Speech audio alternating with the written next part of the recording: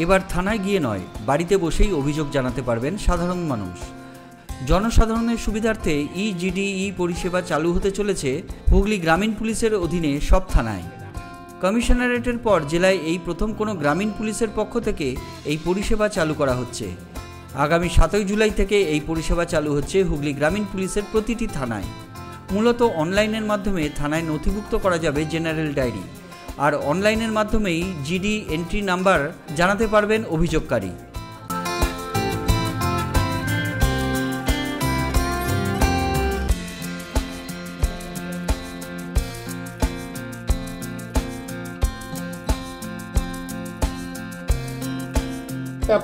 এই প্রচেষ্টা কি আমাদের এখানে হুগলি রুরালের মানে অনেক লোক থাকে যাদের ছোট মানে জিনিসগুলো, অনেকগুলো জিনিস যেগুলো হারিয়ে যায় টাইম টু টাইম, অ্যান্ড আমরা দেখেছি কি হারানোর মানে ওরা জিনিসটা যে হারিয়ে যায়, হারিয়ে গিয়ে থানাতে জিডি করতে হয়।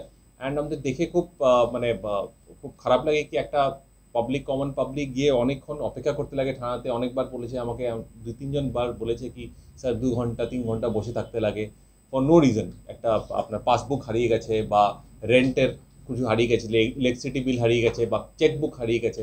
তো যে জিনিস কেন কি ওটার জিডি লাগিয়ে এন্ট্রি, কেন কি যেখানে আপনার জিডি এন্ট্রি যদি না হয় তার পরবর্তীকালে ওটা ইস্যু করতে যে এজেন্সি আছে যেখান থেকে হারিয়েছে ওটা ইস্যু করতে অসুবিধা হয়। সেই কারণে বেসিক্যালি আমাদের যে প্রচেষ্টাটা আছে কি এখন আপনাদের এই যে আমরা নোট করা আছে কি কি জিনিস হারালে, মানে অ্যাটলিস্ট আমাদের যতগুলো থানা এরিয়া আছে হুগলি রুরাল ডিস্ট্রিক্টে, ওটাতে দ্য কমন মানে যে সিটিজেন্স আছে, যে নাগরিক আছে, ওদের থানাতে আসতে লাগবে না। এটা কমিশনারেটে অন্য জায়গায় প্রবলি কলকাতা পুলিশ কমিশনারেটে বা ব্যারাকপুরে বোধহয় অলরেডি চলছে আর কি। সো আমরা এটা রুরাল মানে ডিস্ট্রিক্টদের মধ্যে আমরা এটা চেষ্টা করছি, কেন কি রুরাল এরিয়া বা কি বলবো এটাকে, সিটি এরিয়াতে প্রবলেমস তো সমানই সব জায়গাতে। তো এখানেও লোকরা যদি ফ্যাসিলিটি পায়, আর আজকাল তো ইন্টারনেট আর আপনার ল্যাপটপ তো সবার কাছেই আছে।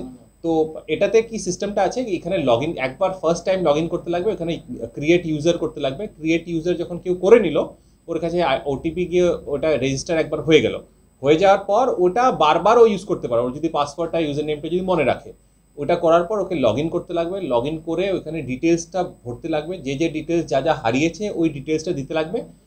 দেওয়ার পর ও যদি একটা নিজের সিগনেচার আপলোড করে ভালো কথা, but that is not mandatory. ওখানে সাবমিট করে দেবে। যখনই সাবমিট করে দেবে within 24 hours he or she doesn't need to come to the police station. আমাদের এখানে যে সিস্টেমটা আমরা করা আছে, আর উইদিন 24 আওয়ার্স ওর কাছেই ও হয় লগ ইন করে আবার চেক করে নেবে। ওইখানে ওর জিডি যেটা ও সাবমিট করেছে ডকুমেন্টের ওখানে পিডিএফ ভার্সনটা থাকবে, জিডি নাম্বার দেওয়া। আর তো দ্যাট যেটা আর by signed by OC of the police station, মানে সাইন্ড মানে এসডি থাকবে ওখানে। তো he can download that, and ওখানে জিডি নাম্বারটা মেনশন থাকবে, which he can use for future reference হোক বা যা হোক। তো he or she doesn't need to come to the police station for doing that.